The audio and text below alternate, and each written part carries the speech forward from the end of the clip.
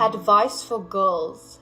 Be loud and gross and take up space. Stop saying sorry and start saying don't interrupt me. Stop saying because I have a boyfriend and start saying because I said so. Say no and say none of your business. Take selfies and don't laugh at jokes that aren't funny. Be snide and sarcastic and wear your hair the way that you like it. Help out other girls and be vocal about what makes you mad. Be masculine and feminine and both and neither and be unapologetic.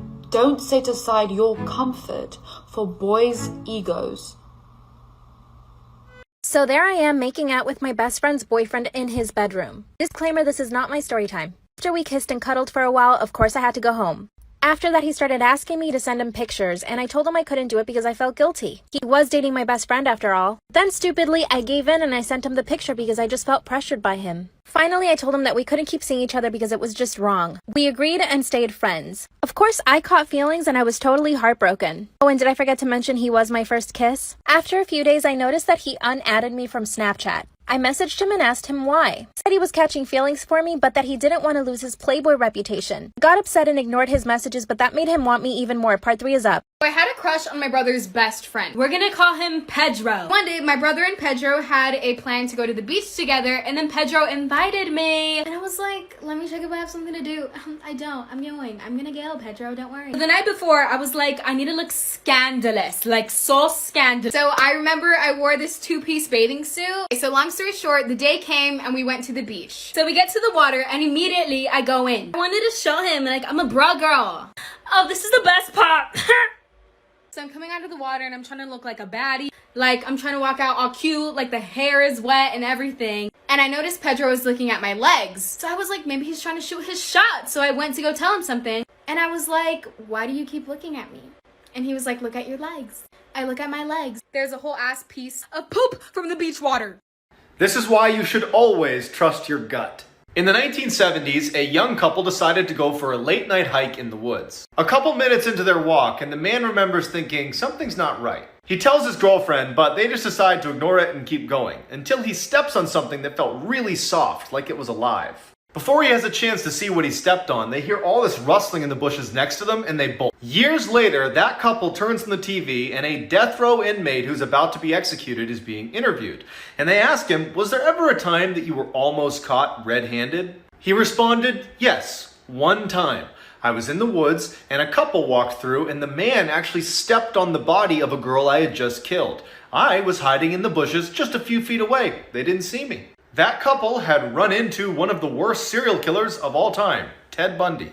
Part 2 of why skipping detention might be a good idea. As he walked towards me, I was getting nervous. I told him that I had an emergency and I had to go, but I would email the school and reschedule later. Right after this, I ran off. As I was running away, he yelled at me and told me that I had to obey him and come to detention or he'd call my parents. At this moment, I didn't care. The feeling in my gut kept growing, so I sprinted to the bus and went home. I was afraid that he'd call my parents, but my parents greeted me normally when I got home, so I assumed he didn't. The next day, I was expecting to get an earful, but he wasn't there, and as weeks passed, he never came back. Then a shrink came to our class and asked if he'd like to talk about our math teacher, but no one knew why. Fast forward a few years later when I became a teacher and started chatting with my coworker. I mentioned his name, speaking to her about my weird, bizarre teacher and how I skipped detention. That's when one of the oldest workers there went pale hearing his name. It turns out a few days after I skipped detention, my math teacher was arrested for downloading child you-know-what from the dark web. He also had tons of snuff videos doing terrible things to children and teens. Now I always wonder what would have happened if I hadn't followed my gut instincts and stayed for detention that day with just me and him in that classroom.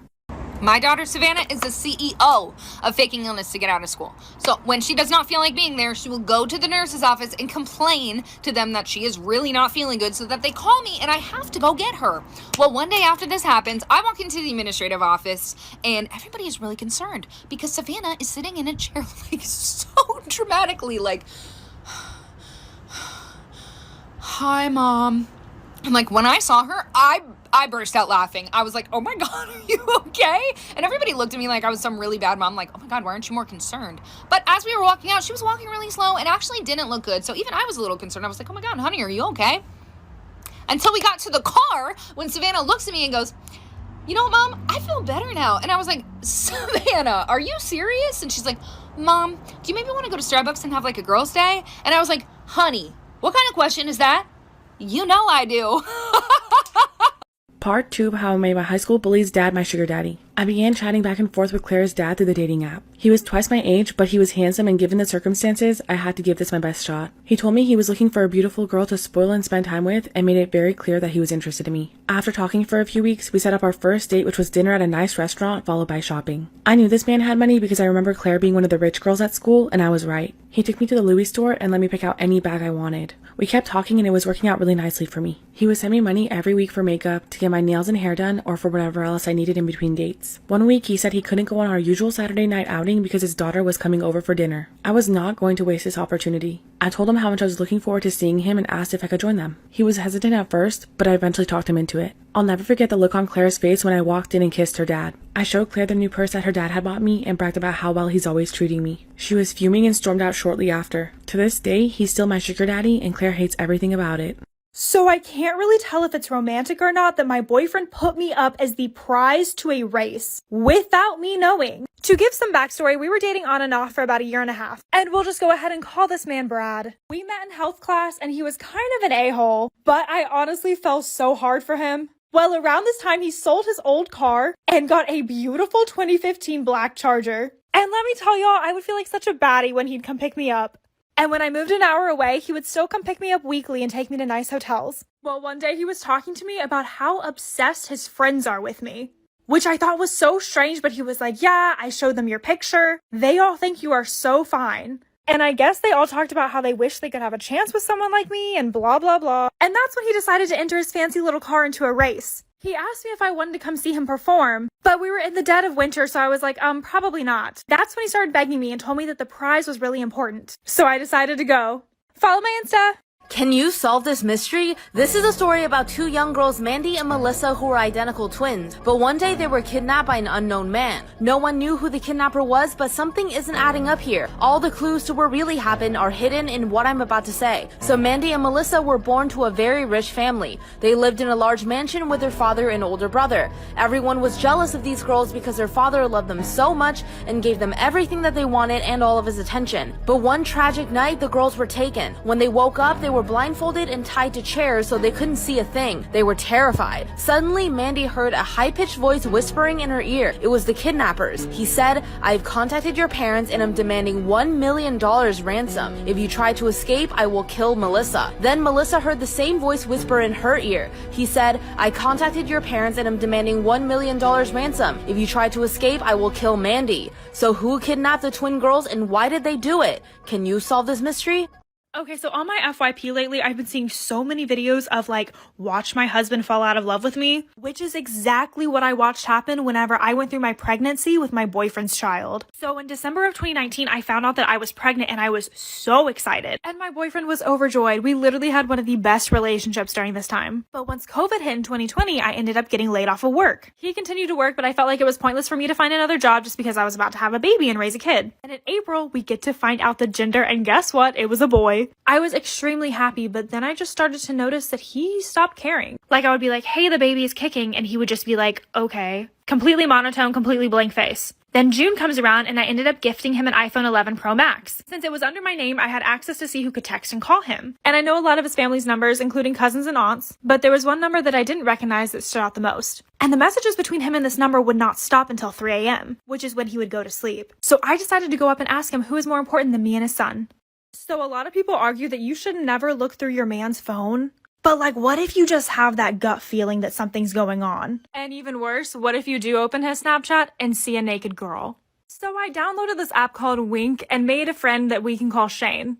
And even though Shane and I got really close over the phone, he lived in another state, so we never really got to meet. But one night he was coming home drunk from a hotel with his cousin, and I was coming home from a college party, and I said his cousin, who we can call PJ, was hot AF. And so Shane was like, oh my god, let me give you this man's snap. And a few months later, PJ and I were talking. And he agreed to drive the 4 hours to come to my state just to see me. I was busy cleaning my apartment that day preparing for him to come, and told him just to walk in when he gets here. So when this man came in, I kid you not, he walked in with a bouquet of flowers. And they were a dozen yellow roses, which he knew were my favorite. And after he left on Sunday, he asked if he could see me the next week, and I happily said yes. And before long, PJ and I started dating, but this happiness was soon to end. Here's something fun. When you're in a long-term relationship, you'll often find yourself doing this thing with your partner where you'll say, when we have kids, I hope they have this trait of yours. And today my husband was like, I hope our kids will be as resilient and determined as you. When I was 11 years old, I got in a fight with my mum when she was picking me up from school, and I was being so rude that she wanted to teach me a lesson and scare me a little bit. So she said, you can find your own way home. Left me outside of my classroom, got in her car and drove off. Now, realistically, she was just doing the block and was going to come back and pick me up, hoping that I would be apologetic.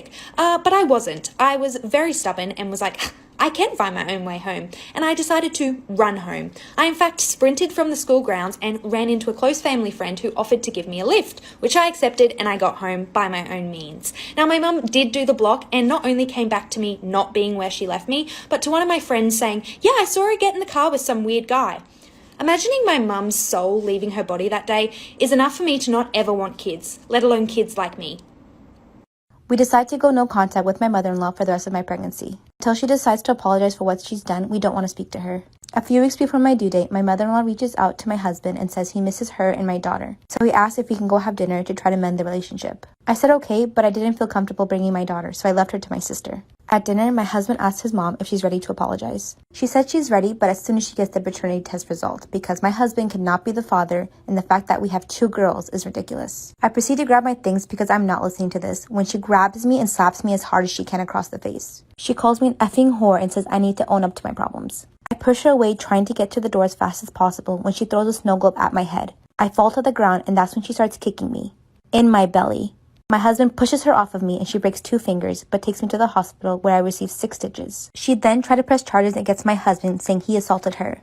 But the hospital had more than enough proof to put her in jail. I sent her a gift in jail. The paternity results showing that her son is the father of my 2 daughters. Story time about how I was manipulated by a nurse in a psych ward. When I was 19 years old, I was admitted to a psychiatric ward for women for attempting to unalive myself. Most of the other women there were also there for this reason and for personality disorders. We were long-term patients who were held there against our will for our own safety. Me and some of the other women had our favorite staff members, one of which was a male nurse. He was 35 years old, seemed nice, always had our backs, and would often talk about his son in personal life. This made us all feel comfortable with him. Some days, a group of us would be allowed to go off the premises with a staff member and hang around the town for 2 hours. However, some things weren't allowed, such as using the phone while we were out in case a phone call upset us, or mood-altering drinks such as energy drinks or alcohol. Since our freedom was restricted most of the time, we'd always ask for him to be the one who took us. He would let us buy drinks and go off on our own. He would also let us use a phone to make calls to our family, buy us food and cigarettes. He even drove back the long way so we wouldn't have to be back so soon. At the time, we didn't really know why he would be so nice and lenient because he could lose his job letting us do those things. However, one day out of the blue, he was suspended, and this is when we found out what was really going on.